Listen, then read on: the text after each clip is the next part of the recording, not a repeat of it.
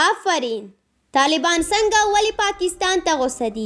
صحیح ویلي دي، دا هر څه په دې ویډیو کې وګورئ او چینل هم در سره سبسکرایب کړئ.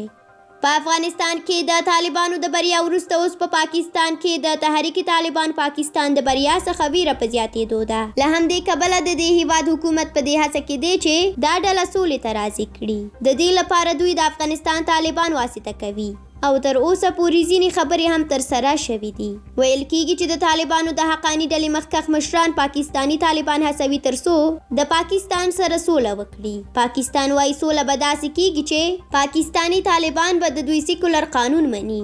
د دې خبرې ملاتړ د افغانستان طالبانو په رسمي ډول هم کړی دی. پرون بیا د پاکستان د ملي امنیت سلاکار مهید یوسف یو قدم مخته ولاړه او په ښکاره یې وویل چې د افغانستان طالبان د دوی استازي دي.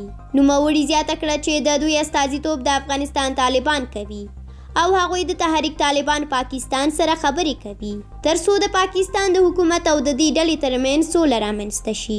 پرون د یوسف دغه خبرو په ټولنیزو رسنیو کې د ځان سره غبرګونونه هم درلودل. خلکو نیوکه کوله چې د افغانستان طالبان په پاکستان کې شرعي نظام نه غواړي ځکه تحریک طالبان پاکستان هڅوي چې د پاکستان سره سوله وکړي.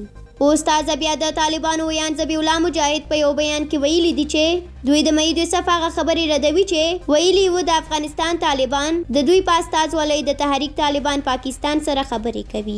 د طالبانو ویان په یو بیان کې د سیمې په امنیت او سولې باندې ټینګار کړی دی خو زیاته کړې ده چې دوی د چا استازولۍ نه کوي. نوموړي وویل هڅه کوو چې په سیمه او نړۍ کې امنیت خوندي شي خو د پاکستان د حکومت او د تحریک طالبان ترمنځ موږ صرف منځګړي یو او د چا استازولۍ نشو کولی. له تاسو ډېره زیاته مننه چې ویډیو مو ولیدله. زموږ د نورو ویډیوګانو لپاره یوټیوب چینل مو در سره سبسکرایب کړئ او ویډیو هم لایک کړئ. تر بیا ښه وخت ولرئ. د خدای په امان.